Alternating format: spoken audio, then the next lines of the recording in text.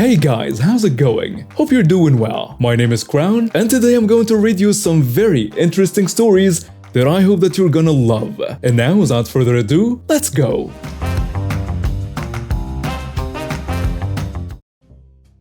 I recently moved, and my new neighbors seem to have no concept of how much noise they are making. Guests having loud conversations or screaming matches.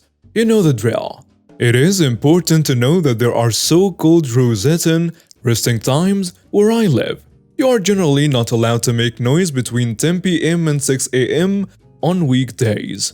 That includes loud music.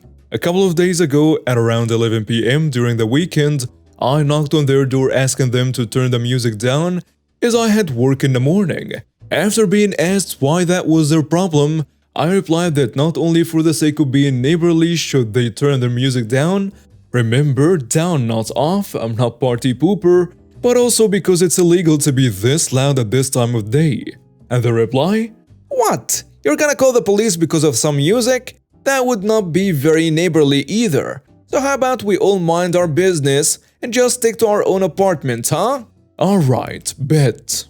Their party went on to about 2 a.m. Then they finally stopped. I, meanwhile, decided to take a home office day to exact my revenge or their no doubt hungover butts. At exactly 6 a.m., knowing that my other neighbor had gone to work, I, for the first time ever, turned my 800-watt speaker system all the way up to 11. Volume, bass boost, triple, everything. I also turned my subwoofer towards a door that had their bedroom on the other side. I'm a big fan of electronic music, especially the hard stuff. Hardstyle, tech, sci, anything that is loud. It has a lot of bass. So I let them share in my joy at full volume. Walls were vibrating and the ground was shaking. I decided to wear earplugs because it was just too much even for me. After about 15 minutes at full volume, I get a notification that someone is at my door. I open it, music still blaring at full power, to my pissed off looking neighbors in their pajamas, reeking of alcohol. They of course asked me to stop, and I replied, "What? You're gonna get angry over a little music? Well, that's not very neighborly of you. How about you just stick to your apartment, huh?" Slammed the door in their faces and turned off my doorbell. After another hour of various dubstep, heavy metal, I turned off my system, walked over to their door and rang up a storm.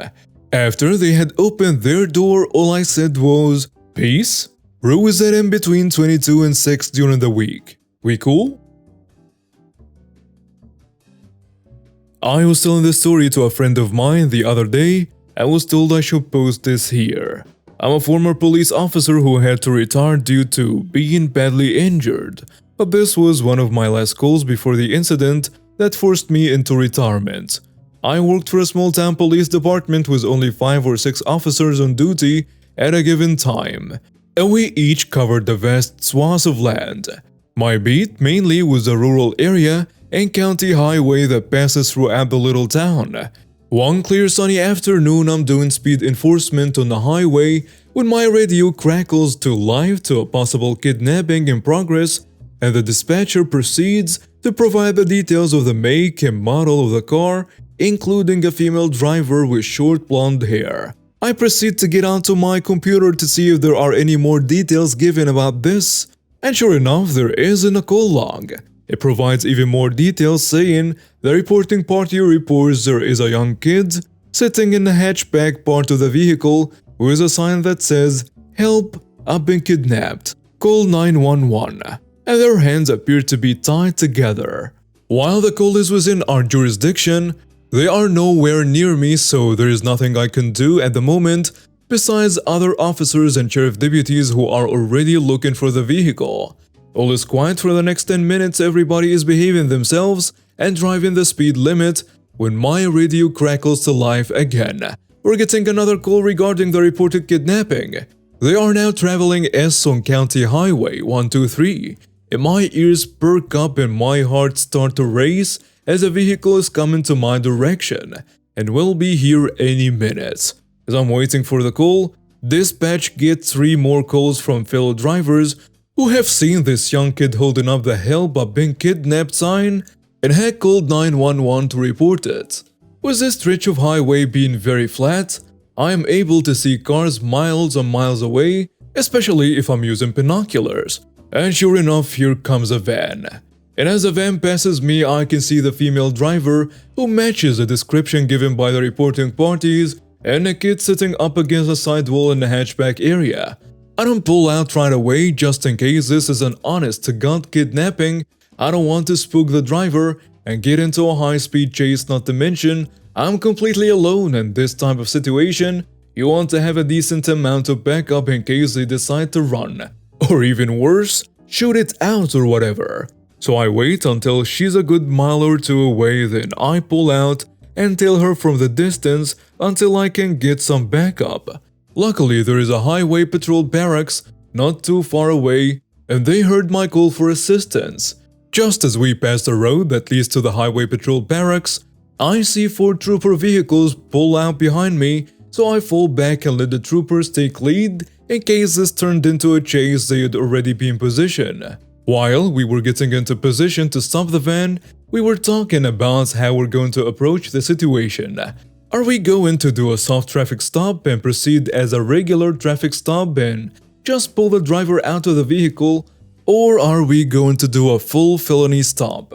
And we decided to do a full felony stop. So we spread out across all 4 lanes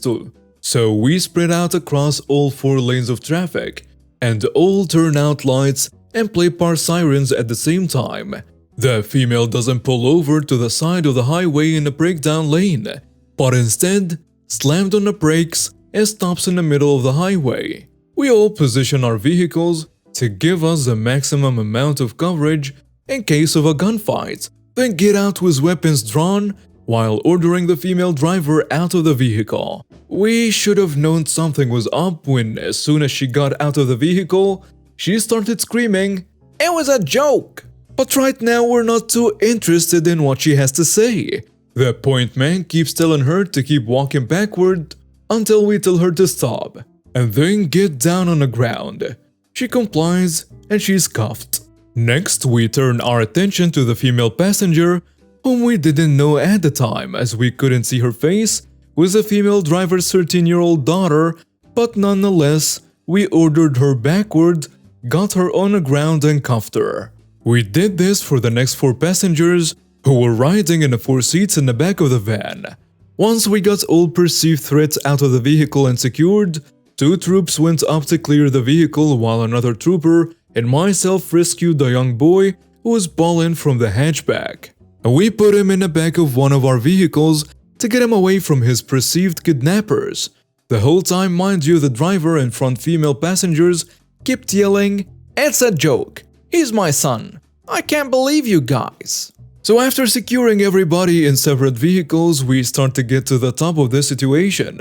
The first person we talk to is a young boy who has since calmed down after the female trooper got him a stuffed dinosaur and a snack and began to start asking him questions. This is when we learned the whole thing was the female driver's and her daughter's sick idea of a funny prank. Since the van was full and they decided to put the young kid in the hatchback, they thought it would be funny to make a sign saying, "Help, I've been kidnapped," and have the young boy hold it up while someone else in the van recorded the reaction of other drivers after they read the sign. Apparently they have been doing it all day and just didn't get caught until they reached this area. After talking to the other passengers who were all under the age of 16 and learned it was mainly the idea of the mother and teen daughter, and after some discussion with the county DA on how it should be handled, we were told to kick the 4 teenagers in the back loose with no charges, to write the teenage daughter the juvenile equivalent of a ticket for inducing panic, and last but not least, save the best for mom. I opened the back door of my vehicle so I could talk to the mom. As soon as I did, she started to get out of the vehicle when I told her to stay put, and she said, "Why? Don't you need to take the handcuffs off me so I can sign the ticket you're going to give me?" I said it's not quite that simple. I'm afraid you're in a bit more trouble than a simple ticket. you're going to be charged with several felonies. And this is when she lost it and started screaming over and over again. It was a joke. I can't believe nobody can take a joke anymore. It was a joke. Now, uncuff me or I'm going to have my husband sue you for unlawful detention. I proceeded to read her Miranda warning, all the while she started sobbing with no tears, I might add, while muttering it was a joke. After I finished with her Miranda warning, I asked her if she was willing to talk to me. She told me to get lost. And I did just that, and shut the door to let her wait for the transport vehicle. By this time, the husband and father had shown up at the scene to collect his kids in the vehicle and was filled in on the situation. All he could do is shake his head and say, "This isn't the first time she's done stupid crap like this before. It's just the first time she's been caught. And I've warned her in the past not to do it because I knew it would end up in a situation like this." After about 10 minutes, the transport van showed up and took her away, and I went back to a quiet afternoon of catching speeders. The female driver was charged with the following: 7 counts of inducing panic, all misdemeanor, 6 counts of felony child endangerment, 1 for each kid she had in the vehicle. Reason it was a felony is that her actions put her children's lives in danger by forcing us to do a felony stop over a prank/a joke. 1 count of having an unrestrained child. She decided to put her 6-year-old son in the hatchback of the van because they didn't have any room up front. While none of those kids should have been back there, I'd rather one of the older kids instead of the 6-year-old. The reason why? Because the other boys were too tall and wouldn't have been comfortable back there. I've run into plenty of entitled people in my career as an EMT and police officer, and now as a 911 dispatcher. So I have plenty of other stories, including one where a woman demanded a homicide detective go into a murder scene at a gas station and brew her a cup of coffee because she's too cheap to spend an extra 25 cents at McDonald's that morning. Some people are just too much. So this is a story from a few years ago when I used to work in a shipping and receiving department of a large grocery store chain. One of the people I loved working with there, we will call him Bob, had an especially short fuse. Bob had worked in shipping and receiving for about 6 years by this point, and he hated it and the people that shopped there. And I can't blame him either. I'm telling you all this because I liked Bob, and since I generally was harder to piss off, anytime a customer would wander into the back looking for something or someone, I would usually be the one to deal with them. No big deal. I really didn't mind. But one summer's day, it was literally 110 degrees in the back of the truck we were unloading. The manager was yelling at us every 15 minutes to go faster and would retreat back to his air-conditioned office. So as you can imagine, we were all in a bad mood already. All of a sudden, we heard it. The dreaded sound everyone hates hearing. The dreaded "excuse me" coming from a Karen. Now this Karen looked to be around 60 or 70 years old, dressed extremely well. Had a permit, I mean the whole thing. Right as I look at her, I notice that she's carrying a milk jug that is leaking heavily everywhere.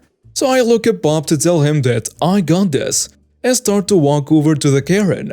I tell her I'm sorry, but you can't be back here, as this is an employees only section. And she starts screaming at me and says, "Well, I wouldn't have come back here if anybody here had any brain cells. I found this milk jug in an aisle, unrefrigerated, and I decided that I'm going to bring it back here to do you guys a favor, since none of you can do your jobs." Visibly already done with this, I tried to put on my best customer service smile and say, "Well, we appreciate you bringing it to our attention, but in the future, if you could leave it where it is and ask an employee outside of this room to help, we would really appreciate it." Karen looks at me shocked, like I just told her that she wasn't allowed to do whatever she wanted, and that I was insulting her for doing her good deed. Before I know it, she starts screaming at me that I'm an ungrateful little jerk for not accepting her help, and then does something that shocked everyone. She says, "Do you want the milk back?" And I said sure, but when I put my hand out to grab it, she throws it at my head. Absolutely shocked that I just got whacked with milk, I stay speechless. Which turns out it didn't matter because before I could even react, here comes Bob. Remember how I said Bob hated this job and had a very short temper? Well, guess this was a day where he was just like, screw it. Because without saying anything, this man comes over, picks up the milk, and throws it back at her with speeds you only see from a quarterback in a playoff game. And then tells her, "You dumb witch. Are you actually that stupid? This man was trying to help you out and be nice, and you have the nerve to throw this at him?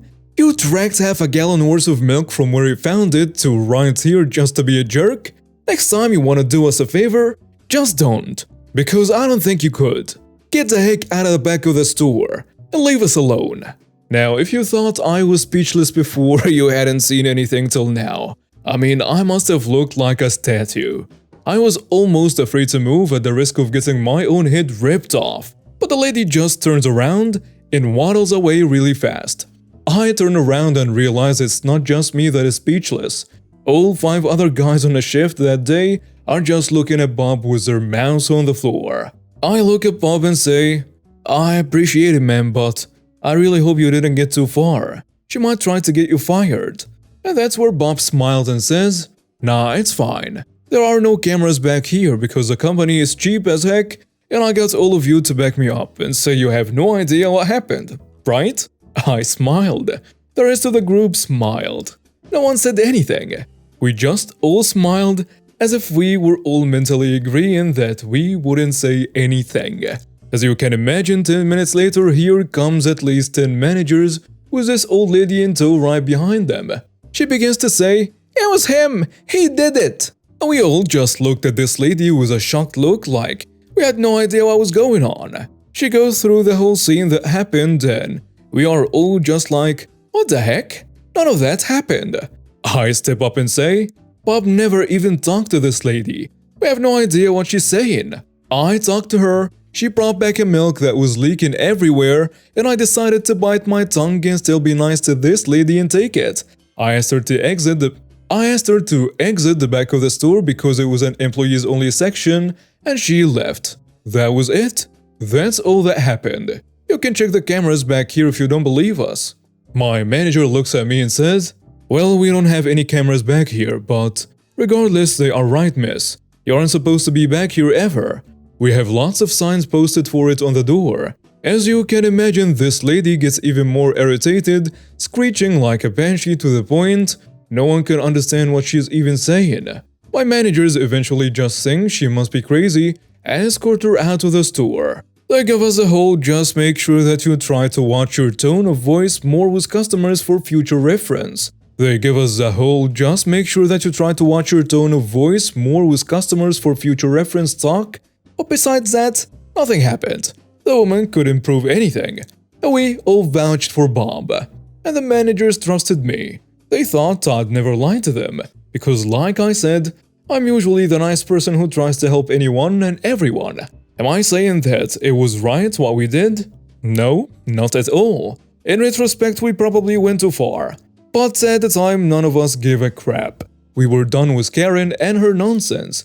We were already pissed from the heat and our other manager, who was an arrogant jerk. This lady just pushed us over the edge that day. So lady, if you're reading this, we are sorry. But maybe don't throw milk at people and act like a Karen, and you won't get milk thrown back at you. And now we have reached the end of today's stories. Thank you for watching and see you next time.